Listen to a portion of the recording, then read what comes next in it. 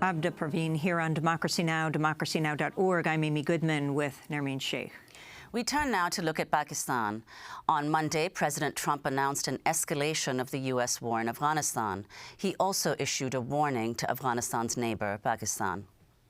We can no longer be silent about Pakistan's safe havens for terrorist organizations, the Taliban, and other groups that pose a threat to the region and beyond.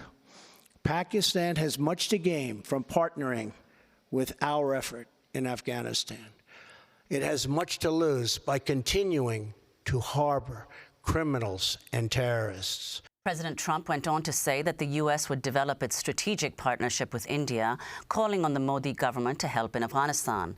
Observers say that the move might be a signal to Islamabad that the U.S. would back India in the struggle between the South Asian rivals unless Pakistan severed ties with the Afghan Taliban and the Haqqani network, one of its factions. We go now to Ithaca, to New York, we're joined by Raza Rumi, Pakistani journalist who was targeted by a Taliban-affiliated militant group in 2014. His colleague was killed in that attack.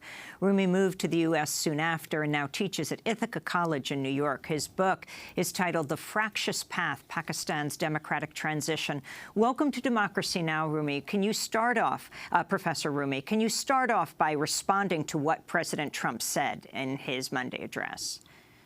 Yeah, I mean, Mr. Trump's new strategy or lack thereof, has been in the news both here and in Pakistan, which I follow closely. And, it is a real sad reflection that after 16 years of U.S. engagement in Afghanistan and its presence and spending trillions of dollars, the U.S. war machine still finds itself in a tight corner. There's no sign of a quote-unquote victory. And instead, the path that has been chosen has been that of scapegoating Pakistan, which itself has been rendered unstable due to the Afghan situation, leading to nearly 70,000 deaths in Pakistan of both civilians and military. And I think it is, Trump has a point about the safe havens to the Afghan Taliban and all of that. But at the same time, Pakistan has been trying to fight some of these militias and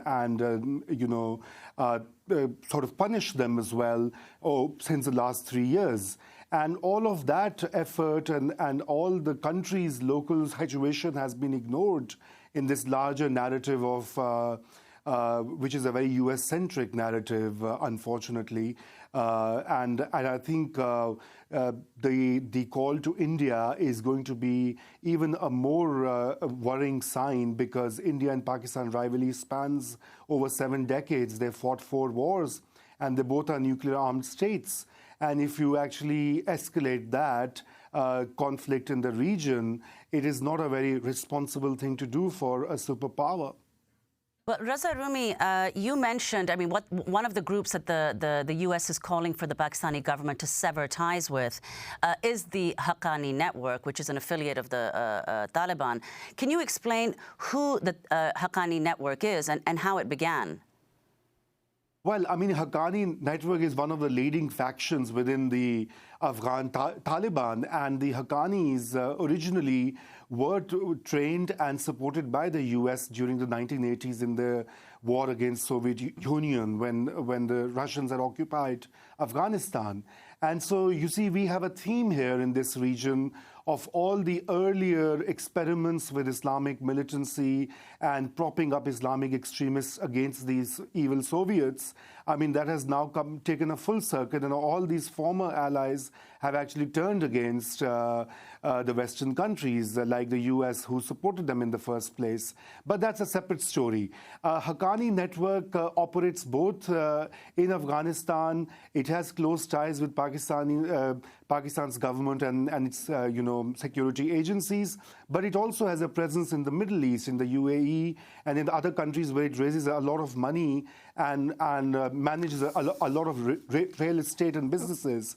But having said that, I mean, on the one hand, the U.S. says that they want Afghan Taliban, including the Haqqanis, to be part of the final solution or the reconciliation. On the other hand, they also want Pakistan to go and fight and attack them. So either Pakistan can actually bring them on a negotiating table or fight. I mean, it can't do both because that's a contradiction in terms.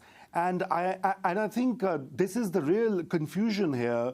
And over the last few years, the mistrust has grown so much between Washington and Pakistan that now it has come to this point where the Pakistani army chief has responded by saying we don't need your aid at all and we need your trust. Raza Rumi, so I wanted to quickly ask you, we have just 40 seconds, about the point that many have made that Trump is unlikely to pursue a diplomatic solution in Afghanistan because, well, for example, there's no U.S. ambassador there. The State Department had a special office working on a regional solution to the Afghan war, but Tillerson disbanded it. Your response to all this in 10 seconds. Yes, absolutely. I mean, this whole Trump's speech is a military solution which has been tried and tested and failed. And in fact, you know, what it needs is more diplomatic engagement and some more attention towards State Department, where hundreds of positions apparently are lying vacant, including that of the representative for Afghanistan and Pakistan. So I guess it's a bit of an alarming situation because this military solution has not worked over the past 16 years. How is it going to work now? Raza Rumi, we have to leave it there. Pakistani journalist targeted by the Taliban in 2014. He now teaches at Cornell and Ithaca colleges. I'm Amy Goodman with Nermeen Sheikh. Thanks so much for joining us.